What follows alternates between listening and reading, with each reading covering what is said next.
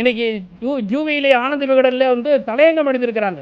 Mary's ஹோட்டலில் பேச்சுவார்த்தை நடந்தது. என்னென்னு, விஜயபாஸ்கரை நாங்கள் கட்சியில் சேர்க்கணும், அதிமுக ஒரு செக்ஷன் வாங்க, உங்களுக்கு நாங்கள் அமைச்சர் பதவி கொடுக்குறோம் அப்படின்னு சொல்லி 25 பேரை இவங்க பேசுனது உண்மையினோட அடிப்படையில் தான் ஃப்ளோரில் மாற்றி ஓட்டி போட்டுக்கிறாங்க. ஆனால் சட்டம் அவங்களுக்கு இடம் கொடுக்கலன்ற காரணத்துக்காக இப்போ பேட்சாக ரிசைன் பண்ணிட்டுருக்காங்க. இந்த ராஜினாமா என்பது கரூர் விஜயபாஸ்கரோட நிற்கல.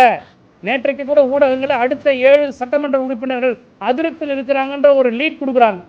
இந்த 25 சட்டமன்ற உறுப்பினர்களும் கொஞ்சம் கொஞ்சமாக ராஜினாமா செய்து தமிழ்நாட்டில் இடைத்தேர்தலை கொண்டு வந்து தேர்தல் பார்வையிலேயே தமிழ்நாடை கொண்டு போகிறாங்களே தவிர ஆட்சி நிர்வாகத்தை வந்து மக்கள் மத்தியில் கொடுத்து பேர் வாங்கக்கூடிய எண்ணம் துளியும் இல்லை.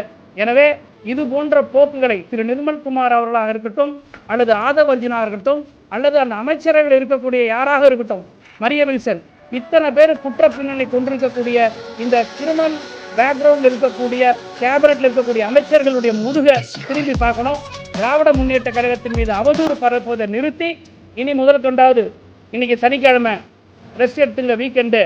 சினிமாக்காரங்கலாம் அட்லீஸ்ட் திங்கக்கிழமையிலேருந்து கோட்டைக்கு வாங்க, நாட்டு மக்களுக்கு உருப்படியான கோப்புகளை பாருங்கள், திட்டங்களை கொடுங்க. அதை விட்டுட்டு தினம் சினிமா காட்சிகள் போல இரவுல அரங்கேற்றுற போல இந்த கைது பண்ணுறேன், இந்த அரெஸ்ட் பண்ணுறேன், இந்த மாதிரியான நடவடிக்கையில் மேற்கொள்வீர்கள்.